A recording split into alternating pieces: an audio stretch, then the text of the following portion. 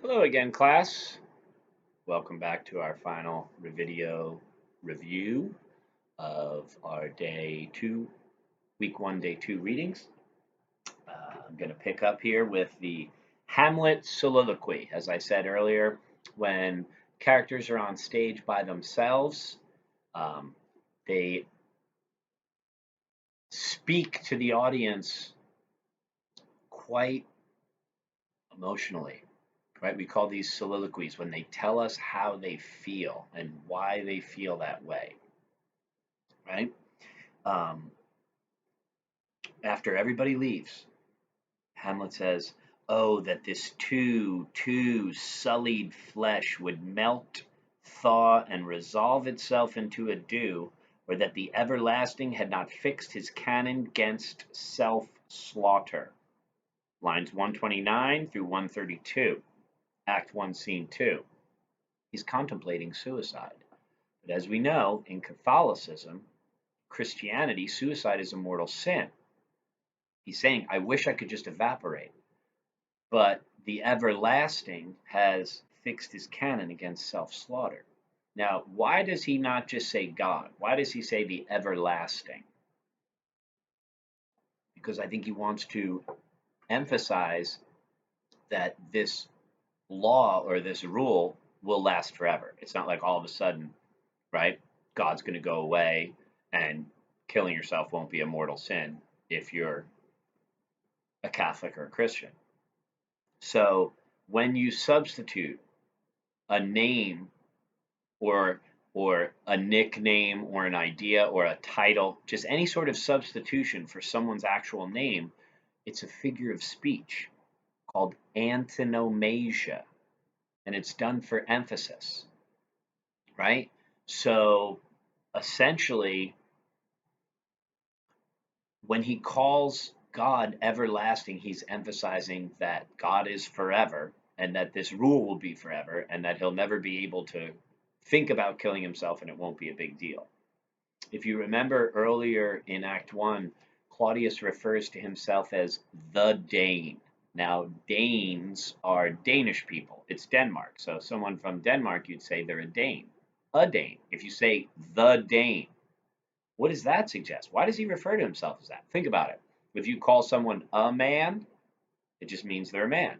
You're emphasizing their masculinity, their biology. If you say someone's the man, the one and only. When he calls himself the Dane, he's saying, I'm the man in Denmark and you will respect me, right? Here's another example of antonomasia, right? If you call me Professor Dolce, right? My name is Craig. If you call me Craig, that's my name. That's not necessarily formal, but when you call me Professor Dolce, that's a sign of respect. It's more formal, just like when you call your parents' friends Mr. or Mrs., you call a doctor Dr. So and so. Okay, so when we substitute for someone's name, if the substitution is more formal, it's to emphasize that. What if it's less formal? What if you call someone bro or cuz? You're emphasizing that they're like family to you. What if you call someone a bad name? That's what you're emphasizing. If you say someone's a jerk, or let's call it what it is, think about cuss words when you call someone a blank, it's emphasizing something, that's for sure. So when you substitute a nickname, a title, an idea, anything for someone's name, right, or a name of a place or the name of a team or something like that, we call that antonomasia. It's a fancy uh, word for a figure of speech that essentially employs either a title or a nickname or an idea, right? You call someone a Romeo, right? You mean they fall in love too much. You call someone a Casanova. Oh, so quit being a Casanova, right? They hit on everybody. You call someone a tool, right? They get used easily. So again, antonomasia is that figure of speech. So um, he's depressed and he's contemplating suicide, but he can't do it because it's against the church's rules. Oh, now I'm going to pick up with the next line. I'm on line 133. He says, right, uh, After that last four lines, he says, "Oh God, God, how weary, stale, flat, and unprofitable seem to me all the uses of this world. Life is pointless to him. Fie on it! Ah, fie!" Notice the exclamation point there. When they say fie, it's kind of like the F word now. It's kind of like fie, oh, fie, right? He's pissed off, he's angry. "'Tis an unweeded garden that grows to seed. Things rank and gross in nature possess it merely." Whenever there's gardens, we usually think of the Garden of Eden whenever there's an allusion to a garden. And remember, he's talking about religion. So for him, life is not a Garden of Eden. It's an unweeded garden where things rank and gross thrive. Sounds like he's depressed, right? That it should come to this, but 2 months' day, nay, not so much, not two, so excellent a king that was to this Hyperion, to a satyr, so loving to my mother that he might not beteem the winds of heaven visit her face too roughly. Heaven and earth must I remember, right? Basically, what he's saying, my father treated her great.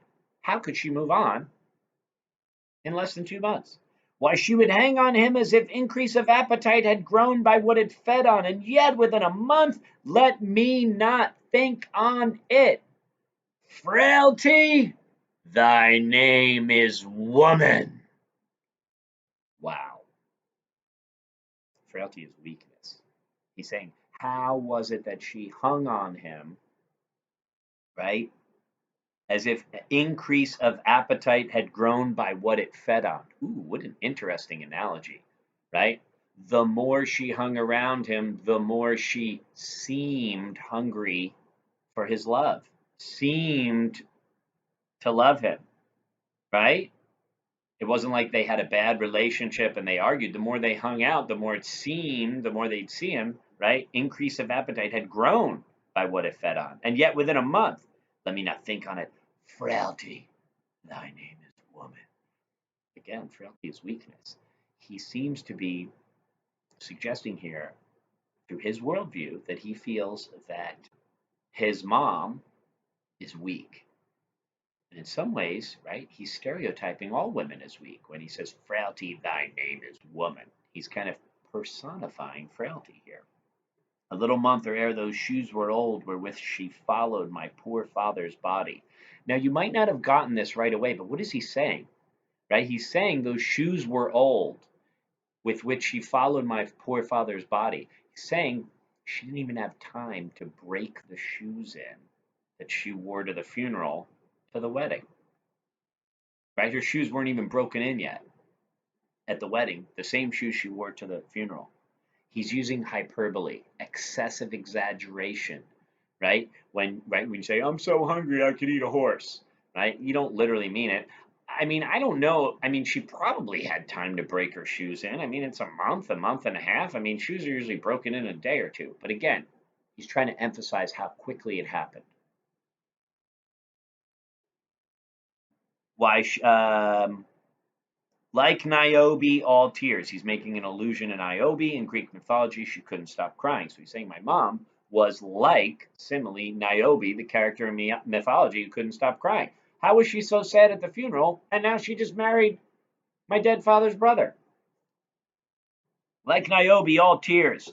Line 149, I'll pick up. Why, even she, oh God, a beast that wants discourse of reason would have mourned longer. What is he saying? An animal would have mourned longer. And what separates us from animals? Well, the fact that we have language to express ourselves, the fact that we have critical thinking skills, and we can work through the thinking process by using words and concepts and ideas. Animals don't have that. He's saying an animal, right, that lives on instinct, that doesn't even have critical thinking skills like we do, would have mourned longer.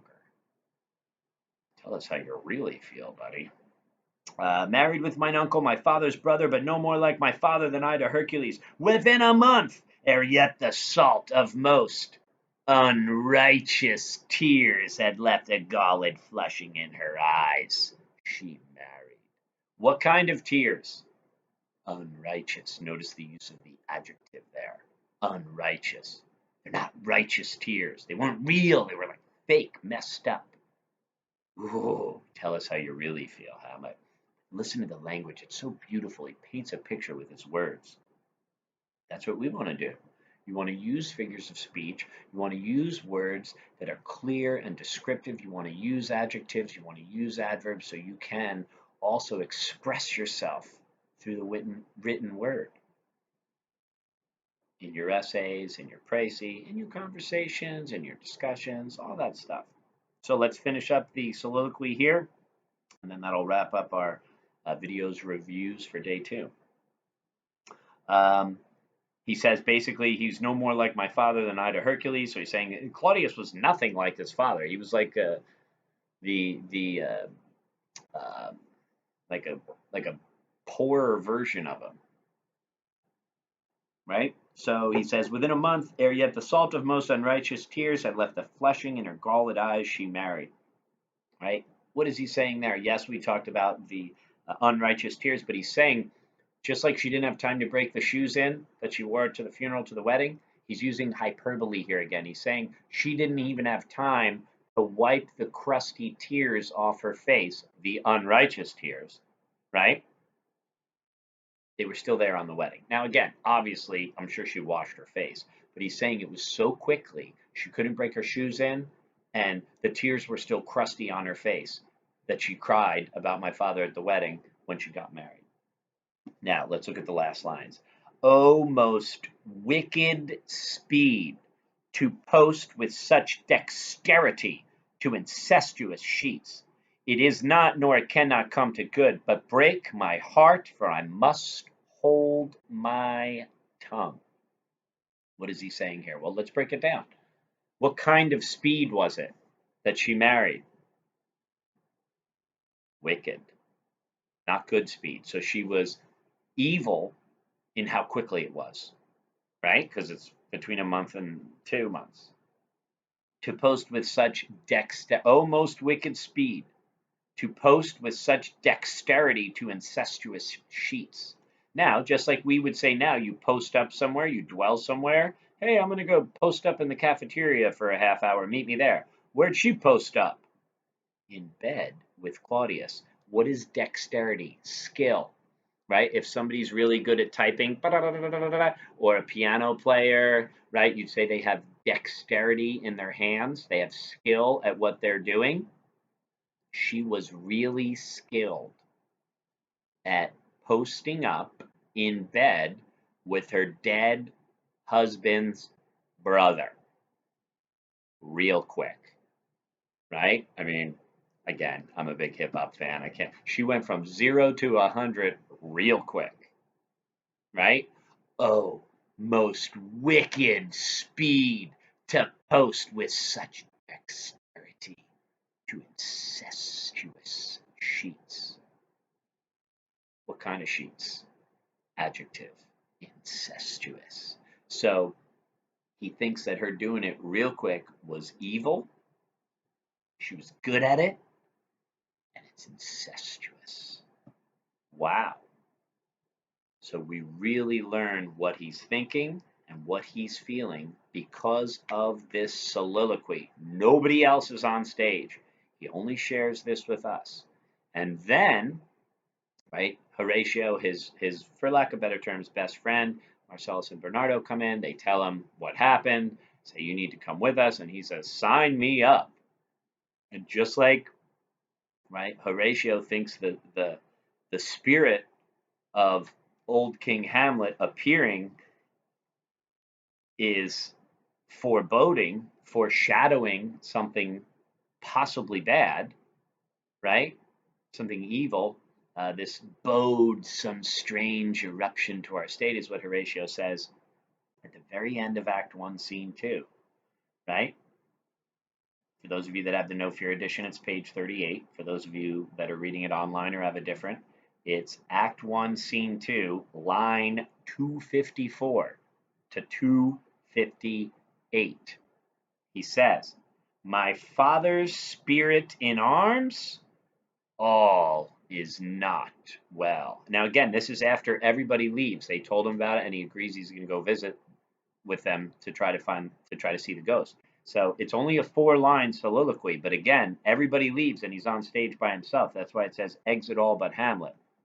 So again, we learn what he's thinking, and he says, "My father's spirit in arms, all is not well. I doubt some foul play. Would the night were come, then sit still. I'm sorry, till then sit still my soul. Foul deeds will rise, though all the earth overwhelm them to men's eyes."